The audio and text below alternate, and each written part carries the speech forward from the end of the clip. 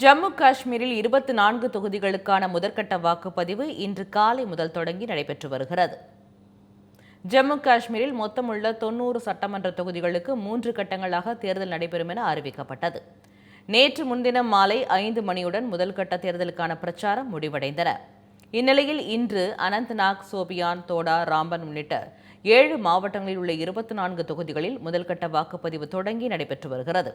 இத்தொகுதிகளில் 219 வேட்பாளர்கள் களத்தில் உள்ளனர். 5,66,000 இளைஞர்கள் உட்பட சுமார் 23,27,000 பேர் வாக்களிக்க தகுதி பெற்றுள்ளனர். முதல்கட்ட தேர்தலில் புலம்பெயர்ந்த காஷ்மீர் பண்டிட் சமூகத்தினர் 35,500 பேர் வாக்களிக்க தகுதி பெற்றுள்ளனர். இவர்களுக்கு ஜம்முவில் 19, உதம்பூரில் 1, டெல்லியில் 4 என மொத்தம் 24 சிறப்பு வாக்குச்சாவடிகள் அமைக்கப்பட்டுள்ளன.